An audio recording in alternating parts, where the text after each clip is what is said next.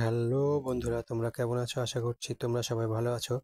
তো কদিন ধরেই আমার মনটা খারাপ, তোমাদেরকে আমি আমার ভিডিওগুলোতে বলেছি। তো কী কারণে খারাপ সেটাও তোমরা জানো। আমার নতুন ইউটিউব চ্যানেল, তো সেই চ্যানেলে কিছু সমস্যার জন্য আমার মনটা খারাপ হয়ে গিয়েছিল। যে অনেক খাটাখাটনি করে আমার বন্ধুদের জন্য ভিডিও বানাই, হয়তো চ্যানেলটা নষ্ট হয়ে গেলে সেই বন্ধুদের সঙ্গে আর যোগাযোগ করতে পারবো না, বা বন্ধুরাও হয়তো আমার ভিডিওগুলো আর দেখতে পারবে না। তো মন খারাপ করছিল আসলে। একটা ইউটিউবার যখন কোনো স্বপ্ন নিয়ে রাস্তায় নামে, তারপরে যখন স্বপ্নটা মাঝপথে বিফলে যায় বা মাঝপথে স্বপ্ন ভঙ্গ হয়, তখন কতটা কষ্ট হয় সেটা তো সেই বন্ধুই জানে। তো যাই হোক, আজকে আমার দুটো চিঠি এসেছে। আমি আরটিআই করেছিলাম এর আগে, মানে চাকরি পাওয়ার জন্য পরীক্ষা দিয়েছিলাম। তো সেই পরীক্ষায় আমি পাশ করিনি। তো কেন পাশ করলাম না সেটা আমাকে জানানো হয়নি, তাই আমি আরটিআই করেছিলাম। আরটিআই একটা চিঠি দিয়েছিলাম তাদের। তো দুটো চিঠি এসেছে। তো দেখো, আমি তোমাদেরকে চিঠিটা দেখাবো। এই যে দেখতে পাচ্ছ, এই একটা চিঠি এসেছে, এনআইসি। দেখতে পাচ্ছ, এই যে এনআইসি, এটা এসেছে government of India, ministry of electronics and information technology থেকে, ন্যাশনাল ইনফরমেটিজ সেন্টার এবং ওয়েস্ট বেঙ্গল স্টেট সেন্টার এখানে লেখা আছে।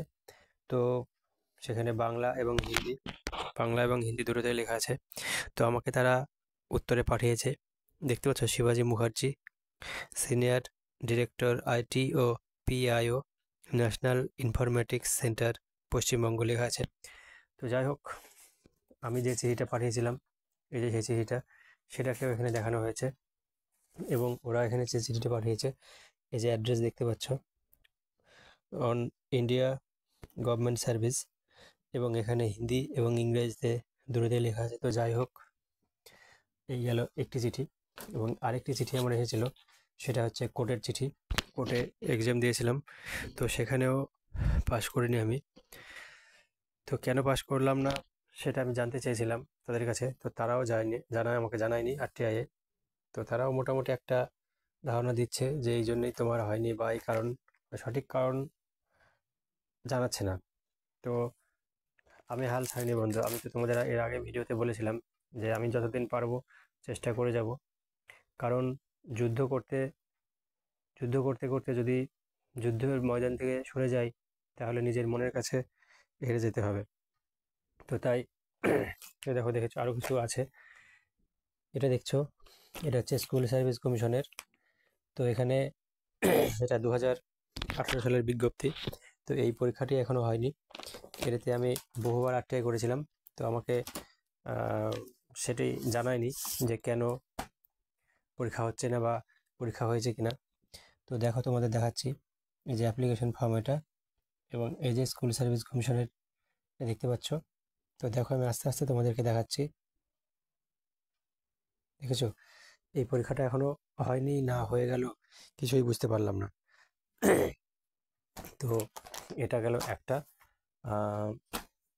এখানে চেয়ারম্যানকে বহুবার চিঠি দেওয়া হয়েছিল। আমি চেয়ারম্যান সাহেবকে বহুবার চিঠি দিয়েছিলাম। তো কী কারণে পরীক্ষাটা আটকে আছে সেটা জানার চেষ্টা করেছিলাম, কিন্তু সেটা বলা হয়নি। তো এই পরীক্ষাটার জন্য হয়তো অনেকেই ফর্ম ফিল আপ করেছিলে। তো তারাও হয়তো এখনও জানতে পারোনি যে পরীক্ষাটা হলো কি হলো না। এই যার একটা ফাইল দেখতে পাচ্ছ, এটা হচ্ছে West Bengal group D recruitment board. সেখানে আমাকে বাদ দেওয়া হয়েছে। তবে এখানেও কেন বাদ দেওয়া হলো সেটাও জানায়নি, কারণ জানি না এখানে কি সমস্যা হচ্ছে বা কেন হলো সেটা বুঝতে পারলাম না।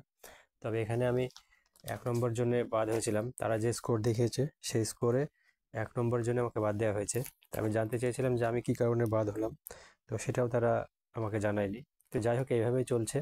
যে আরটিআইগুলো করছি সেগুলো হয়তো 30 দিনের মধ্যে উত্তর দেওয়ার কথা থাকলেও সেগুলো সঠিকভাবে দেওয়া হচ্ছে না। আর একটা দেখতে পাচ্ছ, আর একটা জিনিস তোমাদেরকে দেখাই। দেখো, এটা তো অনেকেই হয়তো পরীক্ষা দিয়েছো। এটা হচ্ছে তোমার বর্ধমান গ্রাম পঞ্চায়েত সেক্রেটারি। এটা বর্ধমান গ্রাম পঞ্চায়েতের পরীক্ষা। এটা পরীক্ষা হয়েছিল 2016-17 দিকে। দেখি তোমাদের দেখে বলছি। এটা হয়েছিল তোমাদের 2017 সালে।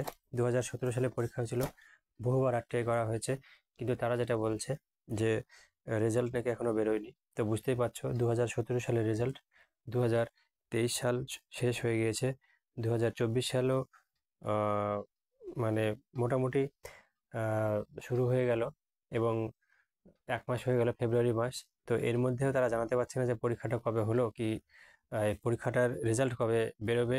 পরীক্ষাটা তো দিয়েছিলাম, পরীক্ষার রেজাল্ট কবে হবে বা কোন প্রক্রিয়াতে আছে সেটাও জানাতে পারছে না। তো এইটা হচ্ছে আমাদের চাকরির অবস্থা। তো অনেক বেকার বন্ধুরাই আমরা খাটনি করে পড়াশোনা করছি, কিন্তু তার ফল পাচ্ছি না। তো তোমাদেরকে বলবো যে চাকরি হবে কিনা সেটা আমিও জানি না। তো আমি যেরকম আশা ছাড়িনি, তোমরাও কেউ আশা ছাড়বে না। তোমরা তোমাদের বয়স থাকা পর্যন্ত চালিয়ে যাও, যদি ভাগ্যে থাকে চাকরি একদিন নিশ্চয়ই পাবে। তো বন্ধুরা, সবাই ভালো থেকো।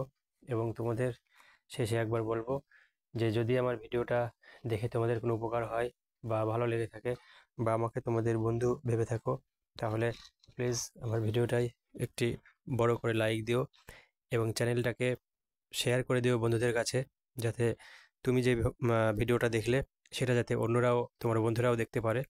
এবং চ্যানেলটাতে লাইক শেয়ার করার পরে পরে চ্যানেলটাকে একবার সাবস্ক্রাইব করে দিও, এবং পাশে থাকা বেল আইকনটি বাজিয়ে দিয়ে অল নোটিফিকেশনটি করে দিও, বাজিয়ে দিও, যাতে সমস্ত খবর তোমাদের কাছে পৌঁছায়।